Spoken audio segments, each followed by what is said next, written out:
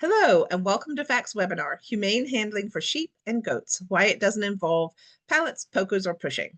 Our guest is Danielle Larese with Bolt Farms, and I'm Samantha Gasson, FACT's Humane Farming Program Director, and I will be moderating this session. Thank you so much for joining us. Before we dive right in, let me take a minute or two to do a few quick introductions. Food Animal Concerns Trust, or FACT, is a national nonprofit organization that works to ensure that all food-producing animals are raised in a humane and healthy manner. We accomplish this by supporting humane farmers through our humane farming program, promoting policies that make foods from animals safe and healthy to eat through our Safe and Healthy Foods program, and generally help consumers make informed food choices. Please visit our website at foodanimalconcernstrust.org to learn more about all our farmer services. As always, I would like to thank my absolutely amazing colleague, Catherine Hoke, who is joining us to help field questions and take over if my internet decides to crap out. All right, at this time, I'm delighted to introduce our esteemed presenter, Danielle Larese with Bolt Farm. The goats in the first and second slides are actually hers, and it's really funny because I picked them before I made the connection that they were her goats, because I love that photo. Danielle owns and operates Bolt Farm, a pasture-based livestock farm in Connecticut, where she rotationally grazes pigs, sheep, goats, and laying hens. Her farm is animal welfare approved for all species and certified grass-fed for her ruminants. Danielle graduated from Yale University in 2013 with a PhD in molecular physics. We are a little bit of a diversion from that. I can't wait to hear about that. We're super lucky to have the amazing Danielle with us today. So without further ado, I'll turn the floor over to you, Danielle, so you may begin your presentation. All right, thank you, Samantha. I'm going to share my screen and we can get started. Can you just confirm that you can see my screen? Yep. Perfect. Yeah, just thank you for that excellent introduction, Samantha, and thanks to everyone who's here today or watching in the future about this topic. One thing, the name of my farm is Bottle Farm, not Bolt Farm. Yeah, everybody confuses it, but Sorry. it's okay. I think you expect it to be Bolt Farm, but anyway. I know, but it's TL, not I don't know why. For years, Danielle, that has been Bolt Farm for me. I am so sorry. Bottle Farm. Okay. No problem at all. Here we are. Okay, so we're going to talk about humane handling for sheep and goats today. You've already heard my bio here on the left, and then the part on the right is the blurb for the talk. So you've probably already seen that too, but I'll just put it up for a minute in case, uh, anybody hasn't seen it. But today we're going to talk about different aspects of humane handling and really what I call the life cycle of humane handling on the farm. So first thing, I have several disclaimers. The first one is that this talk is based on my experiences. I'm a first generation farmer and I've been trying to bootstrap a livestock farm into existence.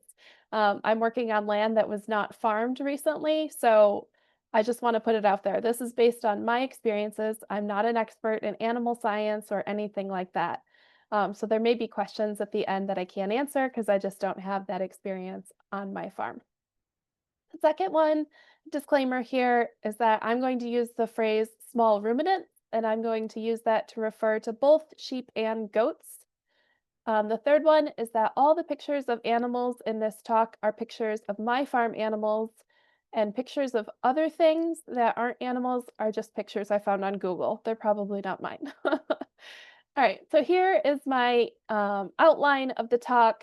We're going to do a quick intro to my farm, again, just to kind of situate my farm experience and how that is going to affect what I talk about. Then we'll look at things from the animal's point of view, followed by the farmer's point of view. Then I'll talk about something I called non-hands-on handling, and then hands-on handling, and then we'll wrap up with a case study, which is looking at the evolution of the handling systems that I've used on my farm. So let's start with just a little bit of background on Bottle Farm. Danielle, Yep. Danielle, I'm just going to end the poll and just wanted to make sure you saw the results. Perfect. It looks like about 43% of people are currently raising goats. Another 30% people want to raise them. 72% of people are raising sheep, and only 3%, oh no, sorry, 19% want to raise them. Perfect. Okay, that's very useful. Thank you. Um, okay, so my farm. I actually focus on pigs. That's the majority of what I raise, but that's not what we're talking about here. I also do chicken layers for eggs, and eventually, at the end of 2 laying cycles, I cull them and sell them as stew hens. But more on topic for this talk, I raise Kiko goats for meat. I used to raise Icelandic sheep for meat, but I stopped doing that at the end of last season. So you'll see lots of pictures of sheep, but I don't have any anymore. All the animals I raise are on pasture year round up here in New England. And as Samantha said, they're all animal welfare approved, which is a third party certification. This is the logo for it. And then my goats are certified grass fed, again, by that third party, A Greener World. And part of that welfare claim is that all species are birthed to slaughter on my farm. So, one slide about operations. I do rotational grazing in silvopasture and the scrubby New England woods that I have. I have been farming at this location since 2016, so not quite 10 years. And then just some numbers to give you an idea of the size I'm raising at. I have 200 layers in my production flock. I finish about 20 goats a year. When I was doing sheep, it was about 20 lambs a year. And then I do about 65 pigs per year. I take all of them to a USDA inspected slaughter plant that's about an hour and a half drive one way. And I used to think that was a long drive until I talked to farmers from around the country. And now I know I'm really fortunate to only have to drive an hour and a half one way to a USDA inspected slaughter plant. Um, for my pigs and chickens, I do use a corn-free and soy-free certified organic feed. As I said before, the goats are certified grass-fed, so they just get grass when I can grow it and hay when I can't. Almost all of my sales are direct to consumer. I have an on-farm store that I run twice per week, and then I do 3 different farmers markets in the summer. And then I sell a little bit of pork, like charcuterie and snack sticks, wholesale to some local breweries and distilleries and boutique shops. But enough about me. I want to get to the the part of humane handling. So I want to start with the animal's point of view because I think it's so important. And we're going to start with the idea of umwelt. And I don't know if I'm saying it right, but here we go. I say umwelt. Umwelt is a word that comes from the German word for environment or surroundings, and it's a biological concept that describes an organism's unique subjective world of perception, which is shaped by its sensory organs and cognitive processes. This was coined by someone I unfortunately don't know how to say their last name, but explains how different species, despite sharing the same physical environment, experience vastly different realities based on what they can detect and what is relevant to their survival. So, 2 examples is a bat's umwelt is built on air compression waves for echolocation, while a dog, this is one of my farm dogs, is heavily influenced by its sense of smell. So, okay, this is a nice philosophical idea, but why is it important for this talk? In order for us to handle our small ruminants humanely, we need to consider their point of view first. So let's narrow it down a bit from this general idea of umwelt to the umwelt of small ruminants. So, first off, the eyes of small ruminants are much different than ours. They're long rectangles, which I tried to get a picture of here, but maybe you can't see it well. Um, but a small ruminant's umwelt is really driven by their prey and their herd tendencies. So, because of their eyes and because they're prey and herd animals, they have wide ranging vision without moving their head. They can basically see 340 degrees around their head without moving. It's just directly behind their head that they can't see. They're also visually attuned to small movements and they have good long range sight. On the other hand, they have poor depth perception and they can't see what's right in front of their noses very well. They do have good night vision, so if you shine a flashlight out at night to your herd, you'll see the bright, shining eyes that humans don't have, but other animals do. Um, Sheep and goats can also probably hear a wider range of sounds than humans, including much higher pitches. They have a better sense of smell than humans, which is pretty usual with animals. Um, and they use taste to determine the palatability of feed stuff. They also have a keen sense of touch with their soft noses, lips, and muzzles. Sometimes when I watch my animals graze, it seems like they sniff every leaf or every piece of grass before they decide whether or not they're going to eat it. So there's really a lot of interaction with the front of their face and what they're eating. So when we're designing or buying or building our handling systems for small ruminants, we should keep all of this in mind. But I haven't exactly made it clear yet how the umwelt of the animal translates to handling. So luckily, we have some experts for that. So I don't want to talk too long about umwelt without talking about Temple Grandin. So in my opinion, Temple Grandin has revolutionized humane handling of livestock. She's done a lot of work on commercial slaughter systems and a lot of work on animal transport. I think of her as someone who's done small farmers a lot of good because she focuses on humane practices. But honestly, I think the most effect she's had is with bigger producers and big slaughter plants and big transport companies. She has over 60 scientific papers, books, talks, and she consults with industries. Um, I want to take away just a few key concepts from this body of scientific work and all of the lots of people's experience that have gone into it working with animals and see how it can be applied to our operations. So, one of the things that they found are simple changes. Like if there's a dangling chain or a fluttering shadow from a fan, something like that can frighten livestock, and those are things that people don't even often notice. So, just step one is to be more aware of what's going on in the area where you're handling your animals and how they might perceive it differently than you. Another thing that we can do is make chutes in our slaughter plants and in our handling systems at home solid so that livestock can only see the animals in front of them and feel the animals behind them. And just a plug for the slaughterhouse I use for goats, sheep, and pigs, which is Meatworks in Westport, Mass. They had Temple Grandin design their whole barn and all of the chutes that are into the kill floor. So it's pretty cool stuff. So I want to start this talk by really thinking and centering us in the animal's point of view. But we do also need to consider the farmer's point of view. So let's switch now into the mind of the farmer. We want to answer questions like how do I interact with the animals? What do I need to accomplish?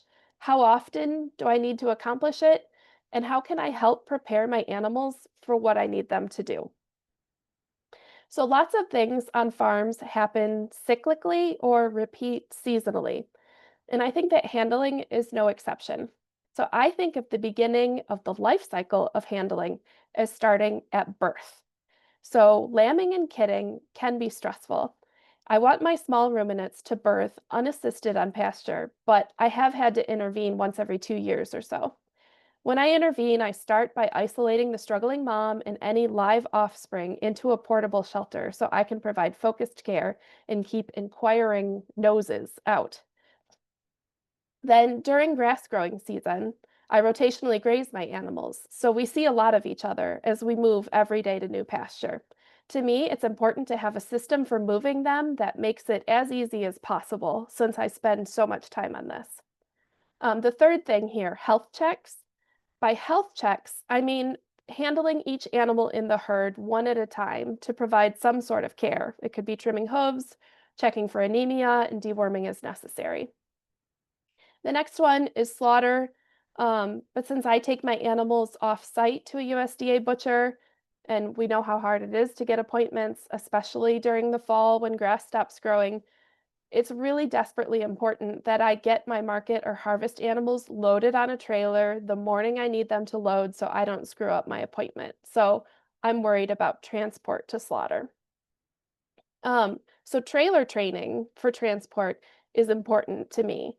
getting my animals accustomed to the trailer so it doesn't stress them out. I'll start a couple weeks in advance. I'll feed hay or put alfalfa pellet treats on the trailer so that they get used to jumping on as a group and that isn't a source of stress for them. And honestly, in this photo, my breeding group of goats were just grazing into an area where I was temporarily storing my transport trailer. So I just let them have at it instead of moving the trailer. So these are some of the big times I handle my animals. I always want it to go as quickly and as smoothly as possible, but it's farming. So of course that doesn't happen.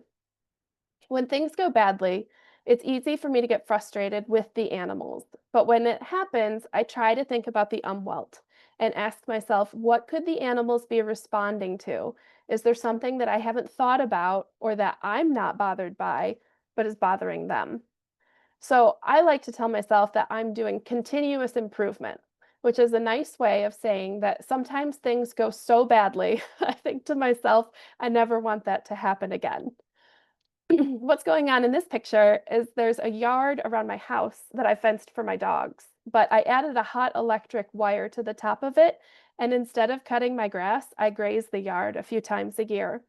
Getting the animals into the yard is tricky. It's up a steepish hill, it's really rocky, and the gate is only 4 feet wide. The first couple times I tried it, the herd would start to move through, and then one of them would balk, and then turn around, and then before I knew it, I had three groups running in all different directions. Ugh.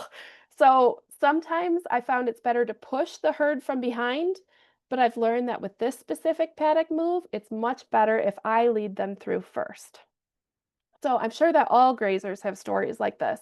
So let's talk about more specifics on how to get small ruminants moving in the direction we want more often.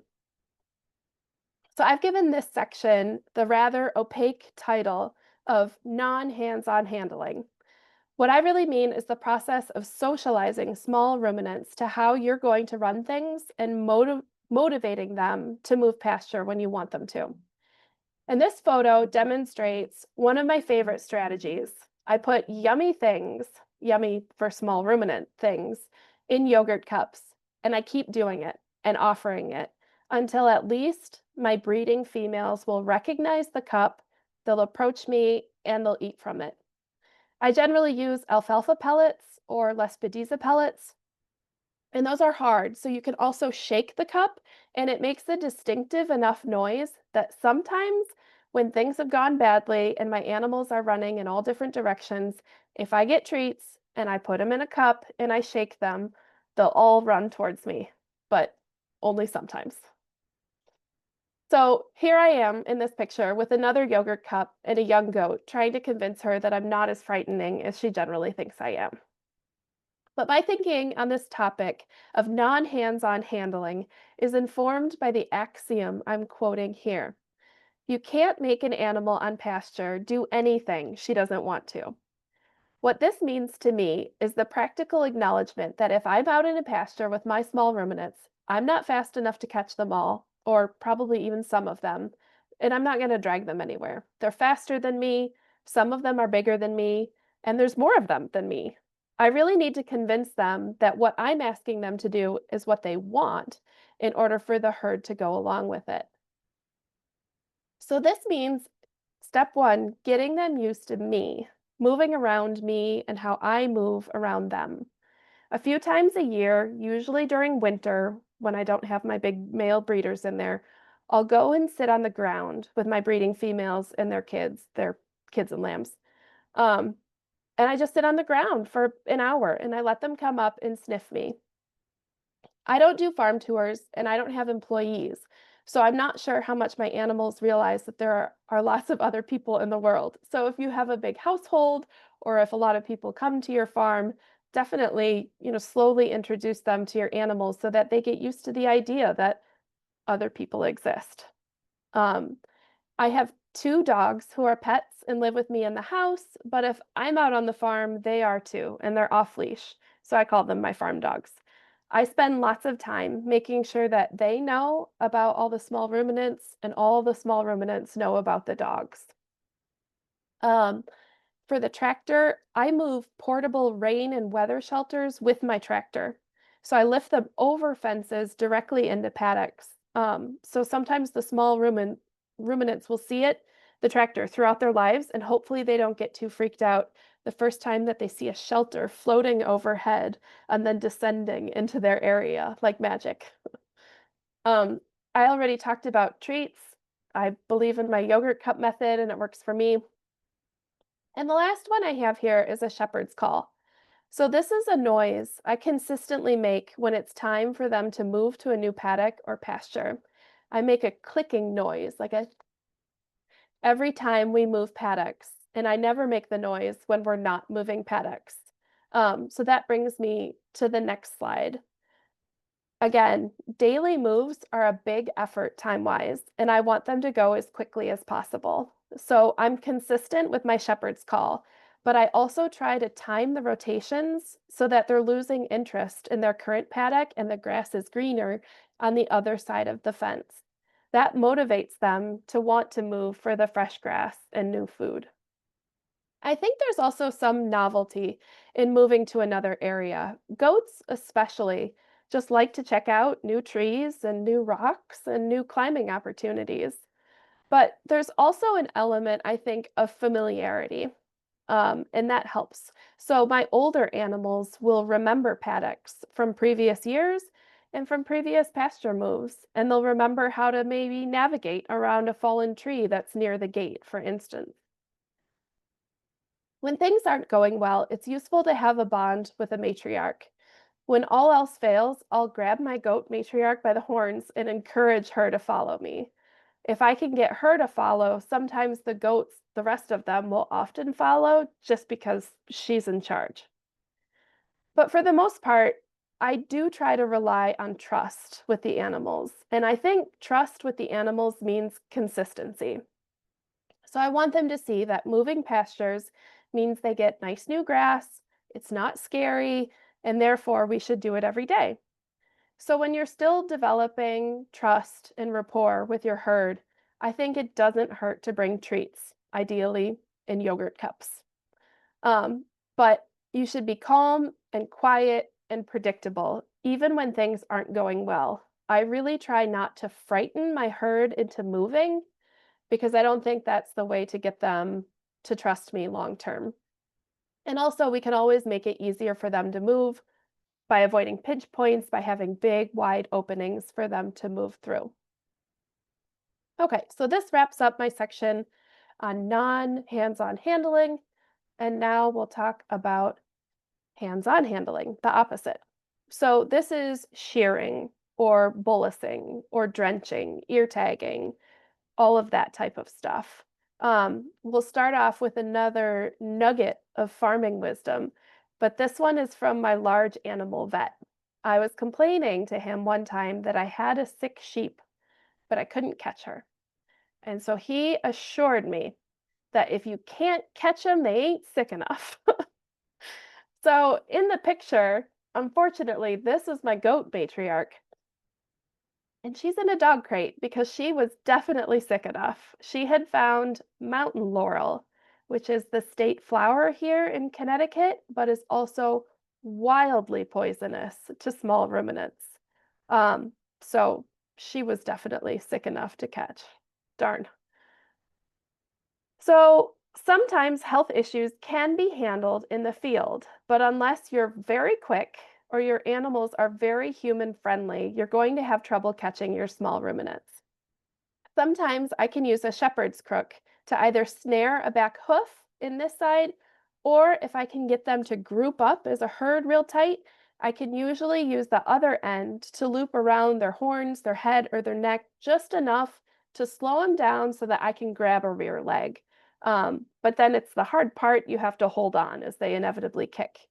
Um, this picture, I had not a lot of pictures of shepherd's crooks. So this is a picture from many years ago. This is my brother, and he is doing nothing useful. He's not a farmer. He was just visiting with that crook after we had a big fencing mess up and a group of my pigs mixed with a group of my goats to very odd results. Yikes. So I can try to catch sick animals on pasture as necessary or possible, but there's other stuff that has to be done to every animal. So this is my health checks. Um, when I was a baby farmer, I used to aim for health checks once per month, where I would systematically handle each animal. I would do all of these wonderful things, and I would take great notes. Now I do 2 or 3 health checks per year. But for any type of this in-depth and systematic handling, we need what's called a handling system.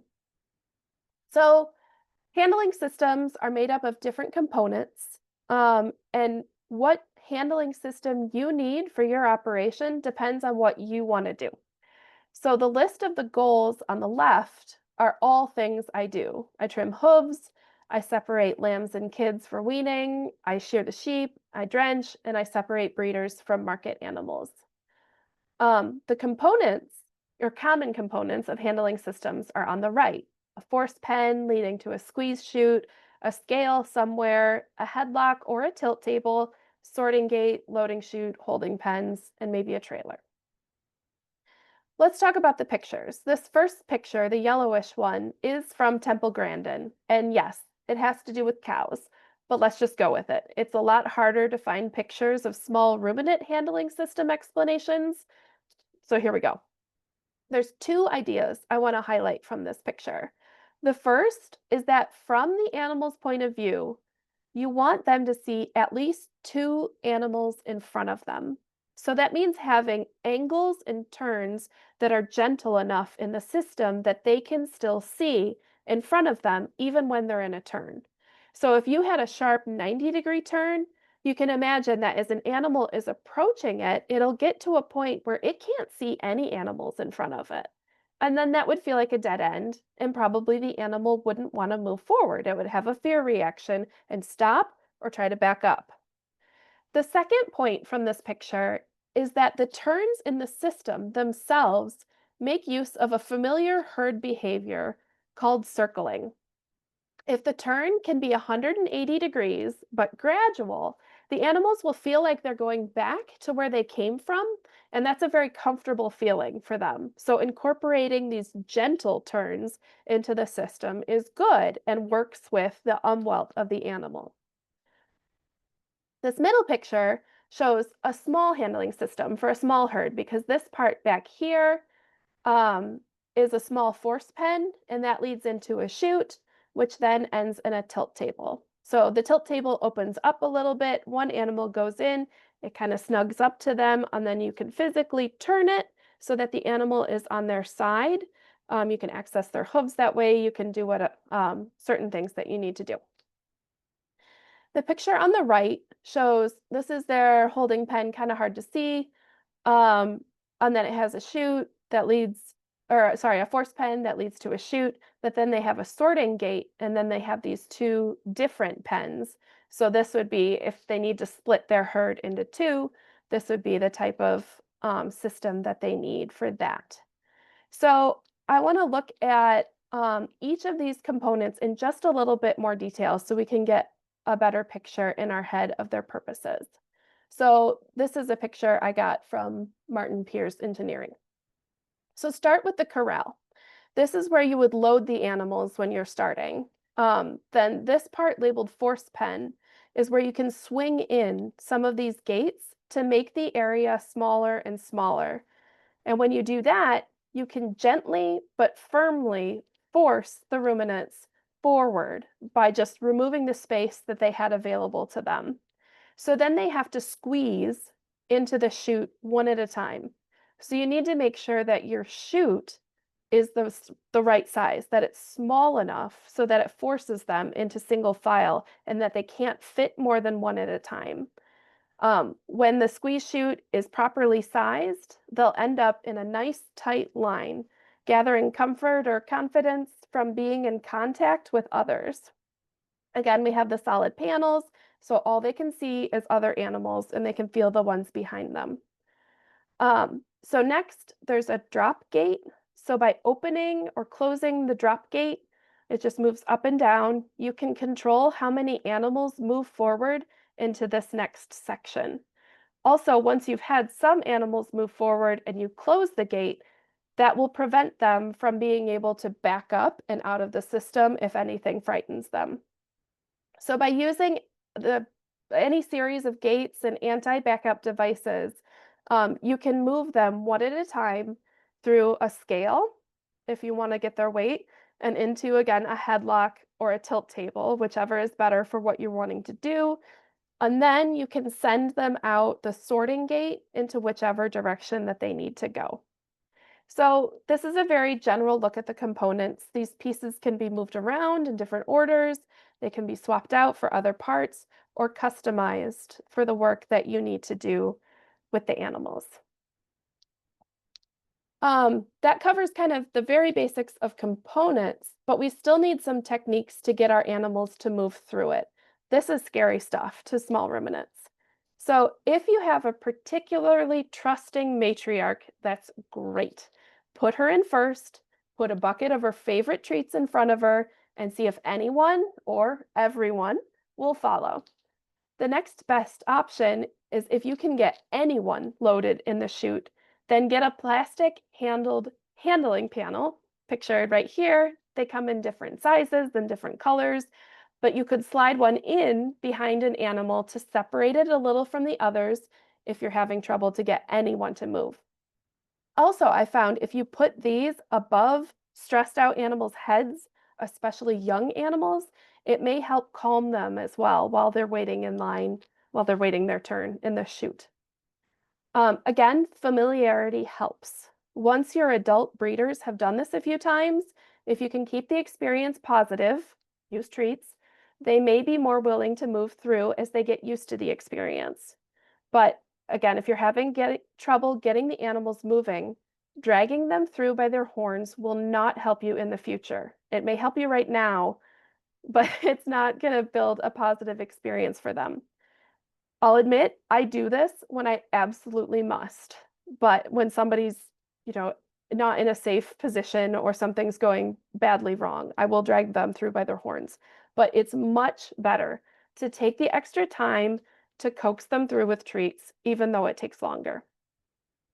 Similarly, for anything like clapping, smacking, prodding, tasing, poking, these do not help long term. Even if you're frustrated and nobody's moving, you're going to provoke their fear reaction, and that's not going to help you long term, and it's not going to help them. So, it is best, as we said, for the animals to have solid panels, and that means not pallets. And part of that is safety as well. They can't get their horns stuck if your animals have horns in the smooth-sided panels, unlike pallets, but also for visual comfort. It's less distractions. There's just less options for them. There's less scary stuff. Again, all they can sense is the animals in front and the ones behind, which is not a terrible place to be for a herd animal. Okay, now we're ready to look at the specifics of handling systems that I've used on my farm. And I have a warning.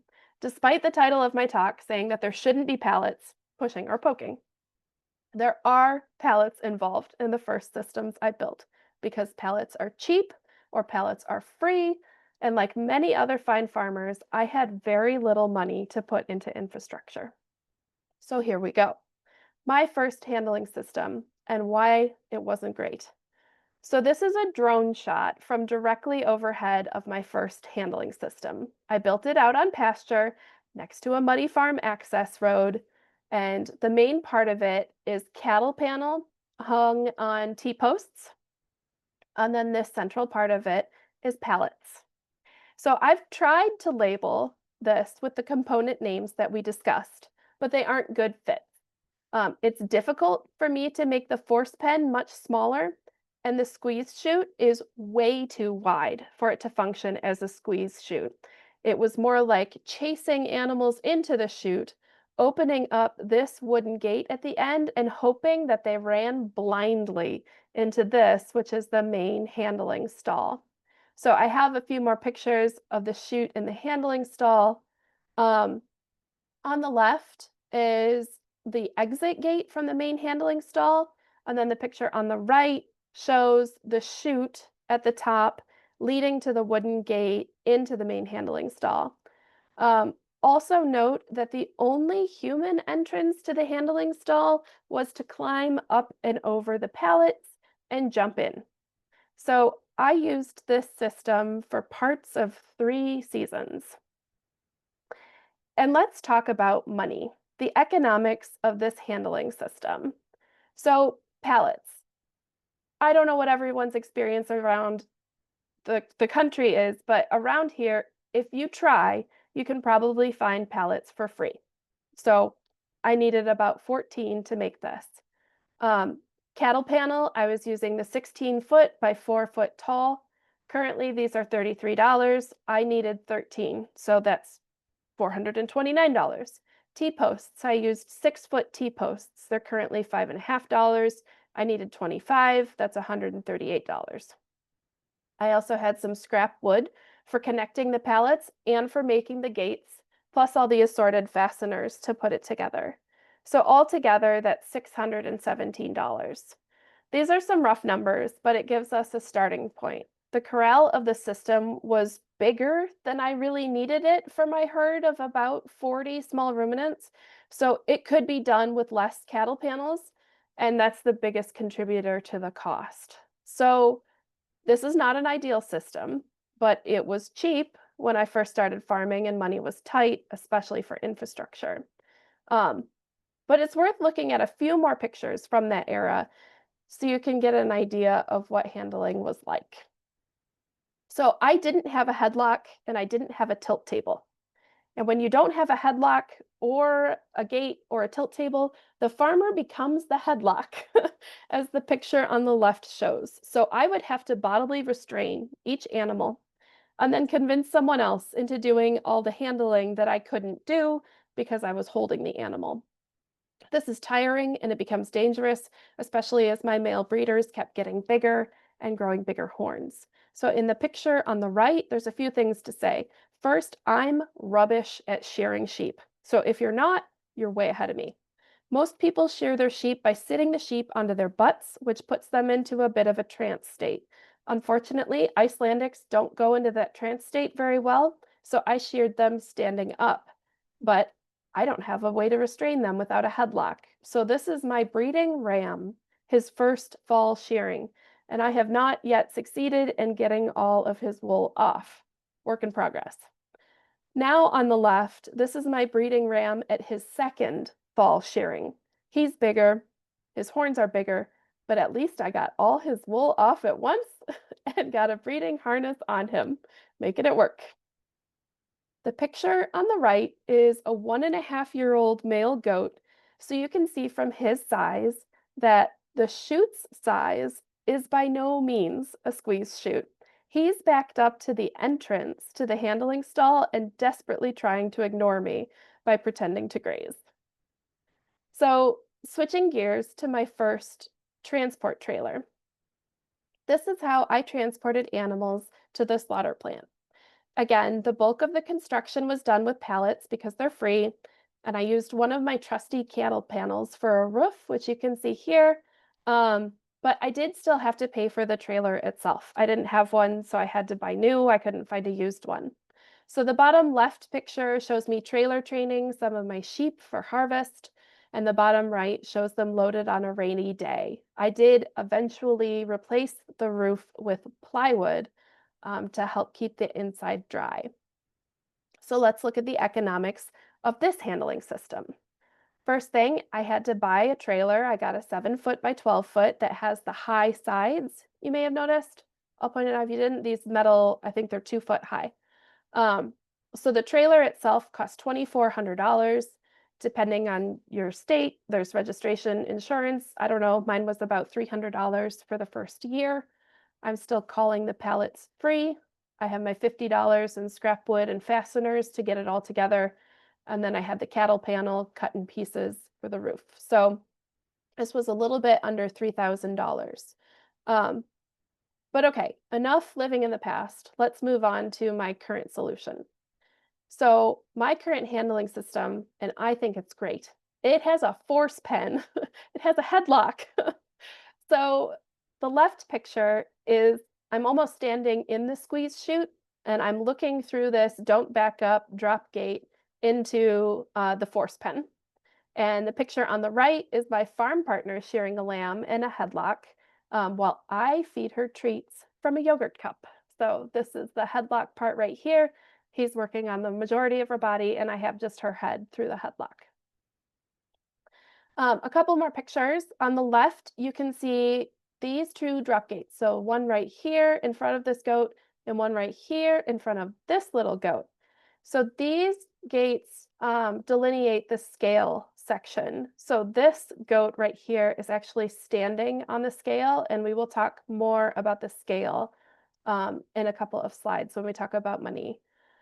So this shows kind of a loading. So I have my goat matriarch here. She's just calmly looking at me like, why are you taking a picture? Get on with it. This is her daughter standing on the scale, watching her, and then her daughter's daughter standing, watching both of them, all pretty calm. So that was a good time to stop and take a picture. On the right, I'm taking the picture standing on the scale. So I'm looking through that drop gate the opposite way to again a lamb being sheared in the headlock. Uh, the top left, this is my force pen and my new transport trailer. So sometimes I use the force pen if I think I'm going to have trouble loading harvest animals onto the trailer. So that's a picture of what I'm doing here. On the bottom left, this is my goat matriarch again. She's telling me that she's ready. She's going to lead the way. I just need to open the gate and get on with it. And on the right, I'm sitting basically in the headlock, looking towards the scale into the main part of the handling system. This is my sheep matriarch. So she's approaching the scale, she's making that turn, and she's looking at a trusty yogurt cup, which has some of her favorite treats. It's being gently shaken.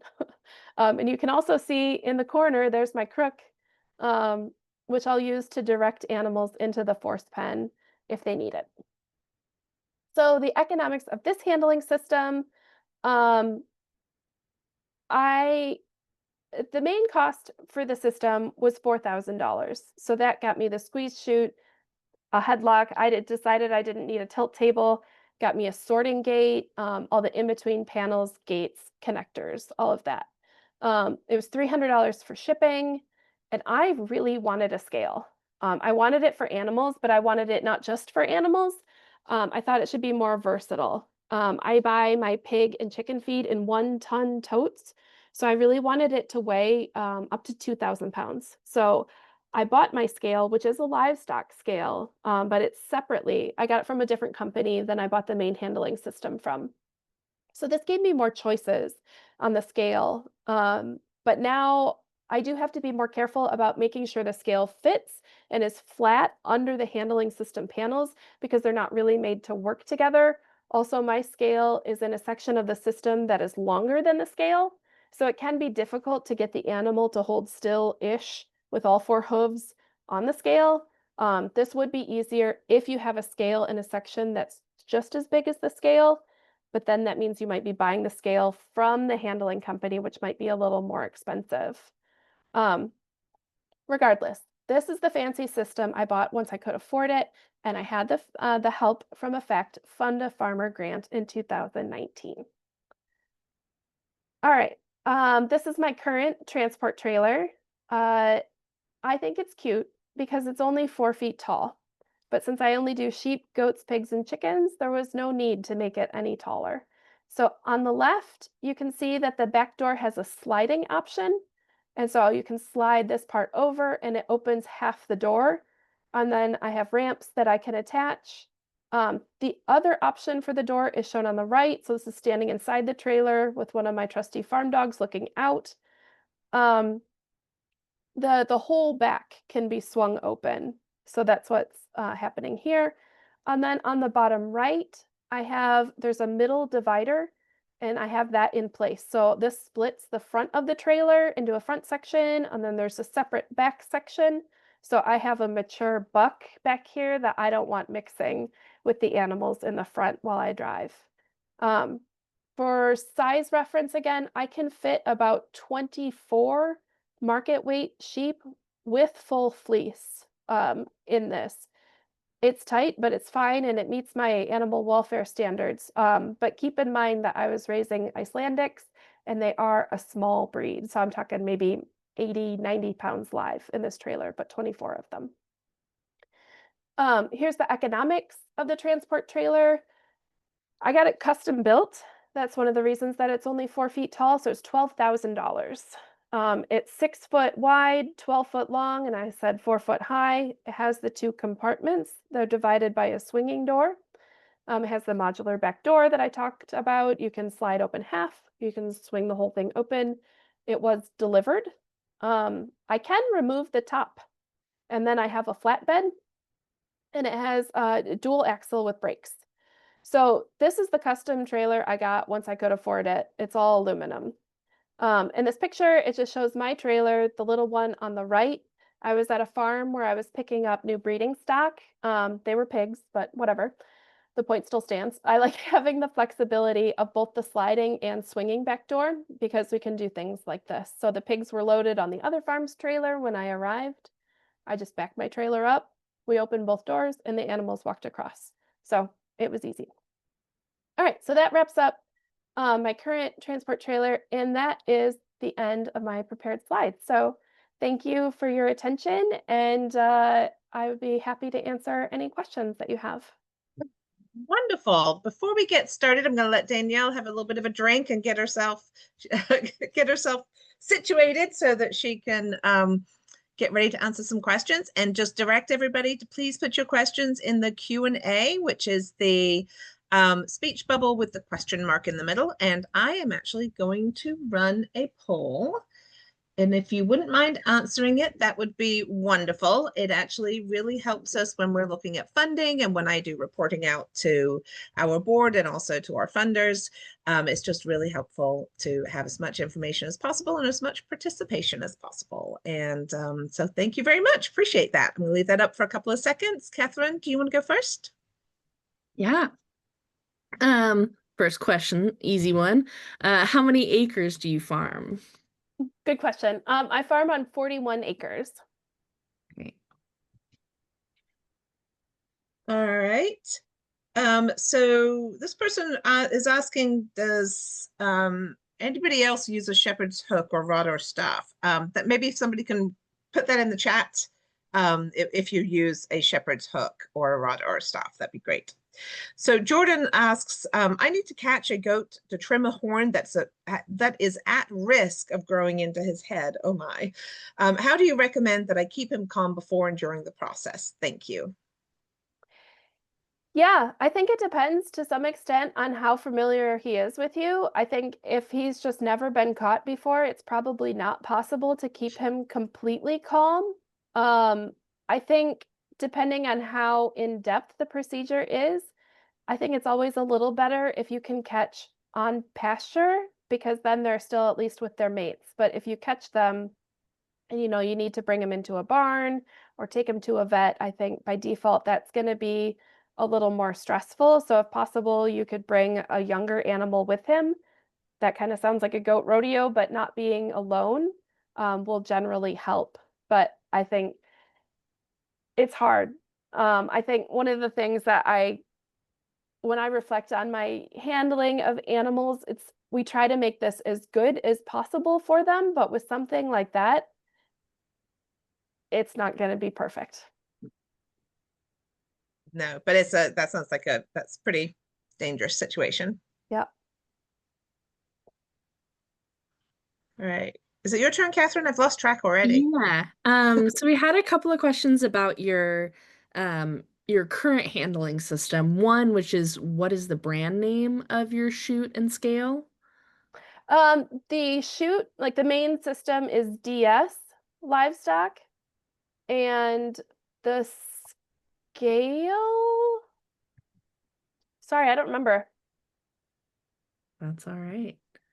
If you think about it and want to email it to us, we can include it in the Okay. Yeah. email tomorrow because I, I could say a little bit more about why I went with DS. So there's a number of different companies that make handling systems like that, and a lot of them are kind of like their signature, their branding is the color that they paint them.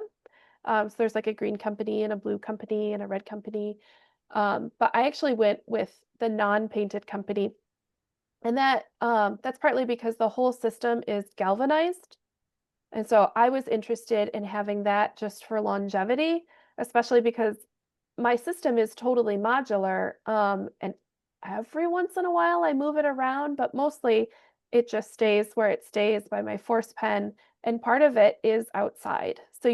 I was really interested in having the galvanized system just so that I don't have to worry about the rain and the snow and the years of wear and tear on it. Nice. And then, Olivia pointed out in the chat that Seidel is the blue company. It's like Perfect. tractors. You've got a red, you're International, you got a green, you're John Deere.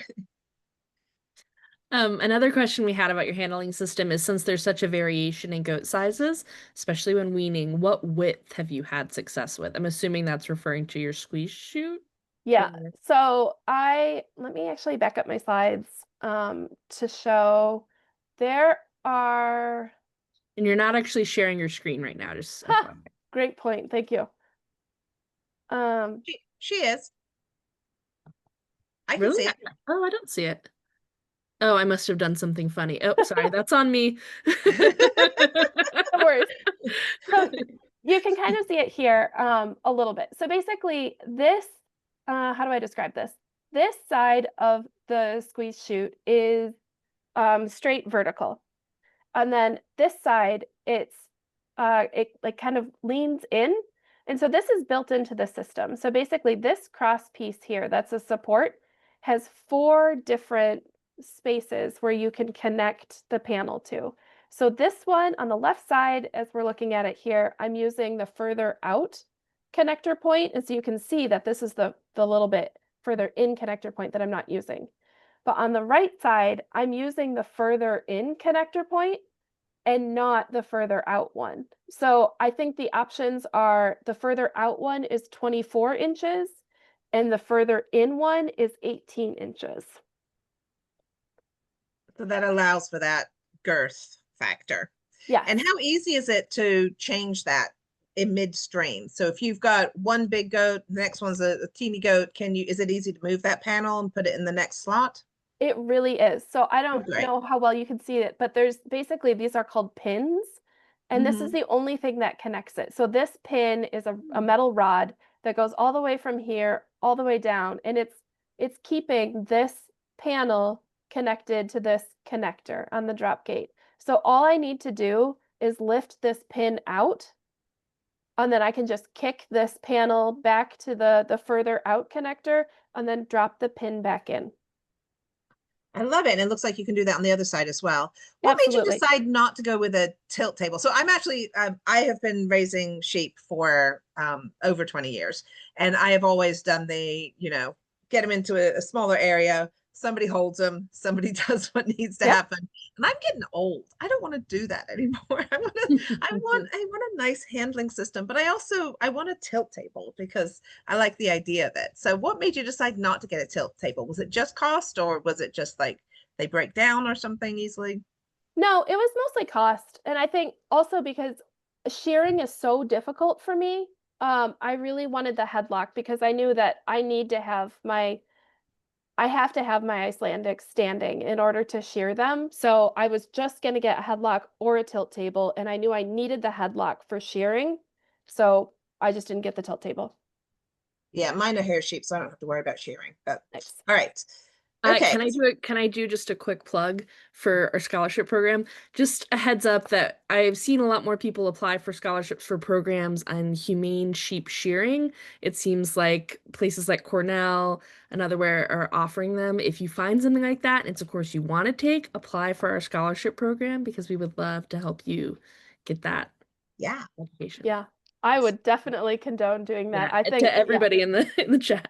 for sure. Yeah, I bet if I had a professional sit me down and be like, no, what are you doing? I could get better at shearing sheep. So that sounds like a really good opportunity for people. And Susan mentioned in the chat that yellow is actually Mountain View, is a Mountain View machine. I love it. They're getting all this additional information, and it is American made. So Excellent. And Todd says that he really likes his DS system, but the roll table scale is not quite wide enough to accommodate his Copsworth sheep, Hmm. except early in the wool growth, and the ram is too big to fit even when sheared. So anyway, Todd also is the same Todd asks, did the AI build allow to be light enough to be pulled with a SUV? Sorry, the what build? He said I'm AI. wondering, Oh, aluminum? I maybe think aluminum. Aluminum, A That's what I L. was thinking. It's Yeah. a lowercase L. Yeah, Sorry, Todd. I botched that. Okay. totally. Yeah, Let Todd, me start again. Is your aluminum build light enough to be able to be pulled by an SUV? basically. And that is, yeah, that's such a great question. That's definitely one of the reasons I went with aluminum because, yeah, I don't have a big farm truck. I have a Subaru Outback that has a 2,000-pound towing capacity, and I have a Toyota Sienna, which is actually a minivan, but has a 3,000-pound towing capacity. And so I am able to use my aluminum transport trailer with either of those vehicles with animals in it, which is awesome. Brilliant.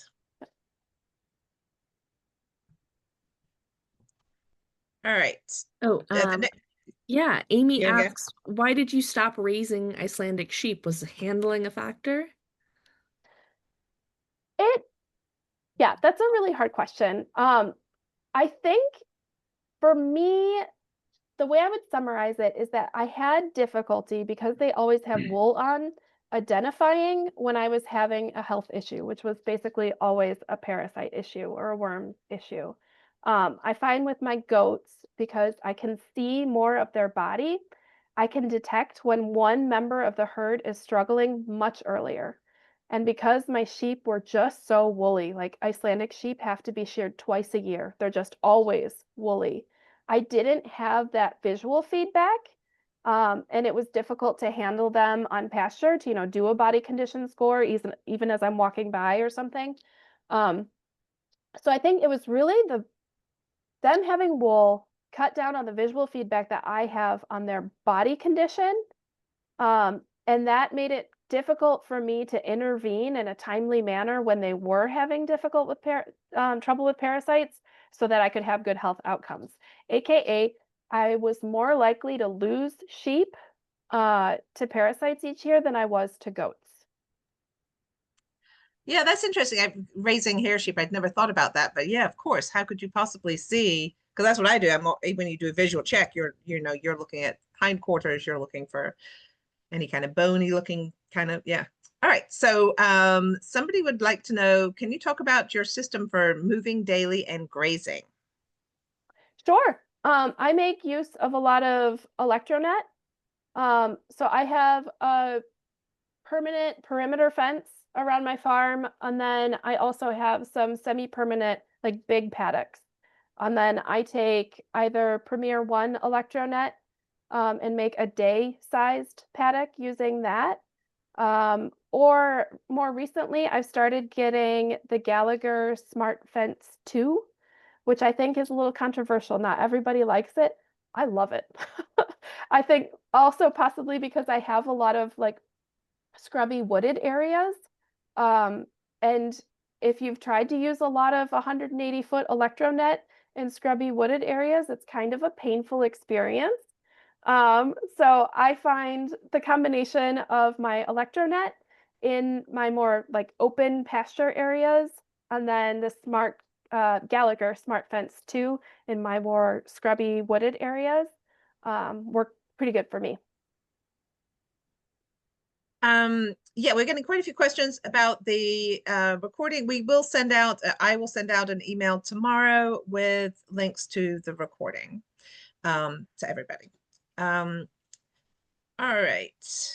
We're So how right at often, 2 o'clock, just as a time check. oh, are you okay with us going maybe another 5 minutes, Danielle, just so we can get through a Sure. couple more questions? And Yep. let's just put it down to two more questions. And I think this question about veterinarians is probably a good one. How often do you contact your veterinary partner, and how often do you organize visits with him or her? Really good question. When I was first getting started farming at this location, I contacted them more often. It was probably about 3 times a year. But I think that was also an experience thing for me. And since then, I just contact them usually once a year for them to come out and just do a wellness check on everybody and just walk and see the farm and talk about anything that's going on.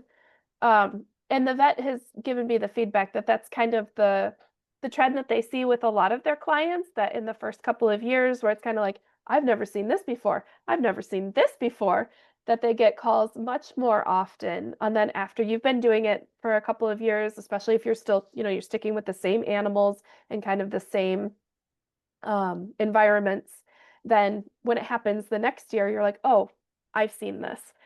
So now I'm more likely to just send them an email or a text message if I have something that's just like a little funny and get their advice. So yeah, pretty much just once a year now. Fingers crossed. Danielle, would you mind unsharing your screen so I can share my screen? Oh, let me. Sure. Thank you. Okay. Catherine, do you mind asking the next question? I hate when you make me choose a question. I'm They so all seem sorry. good. I think this could be a quick yes or no. Did you say, do you use a spin chute for hoof trimming? I do not. No, I just do the hoof trimming either in a headlock, just raise up their hoofs one at a time from behind them, or I do it if somebody's limping, I'll just try and catch them on pasture and do it there. And then, how did you train your animals to get used to and not get caught in the electronet you were mentioning? Yeah, good question. I tried a couple different types of electronet and I settled with Premier One White, and that's all I'll use now. I think they could see it well enough that they just kind of train themselves electrically to it and then they leave it alone. But for a while, I was using kind of a dark green color from a different company. I forget which one. And that was not good, especially at night, especially if there was a storm. I think they just couldn't see it as well. And that's when I would find the next morning, animals with their horns caught in the electro net. So I'd say keep it tight. Um, I found that the white works much better than any other color. And just make sure they're trained electrically to it so they're not pushing on it, they're not messing with it. All right, so that's it for us. Thank you so much, Danielle. Yeah. So I have a few housekeeping items to share before we sign off today. A recording of this webinar and the slides will be available within the next day or two. These documents will be archived on our website, and I will email them to you all today or tomorrow. We're taking a break next week because I'm actually going to Farm Aid this weekend, and then I'm going to California for the Slow Foods Terra Vitae thing the weekend after. So it's very exciting. But we will be back September 30th with Building Soil Wealth and Legacies, Banking for Regenerative Farm Succession. And I will send links to this and our upcoming webinars in that email I'm going to send to you. So a sincere thank you to Danielle. It's been a pleasure. As I love your voice, actually. It was very soothing. And so much wonderful, so much wonderful information was shared. And I'd like to thank everybody in the audience. You guys are always amazing, and we always appreciate you. And goodbye for now, and I'll see you in a couple of weeks. Bye-bye, everybody. I always forget how to get out of this.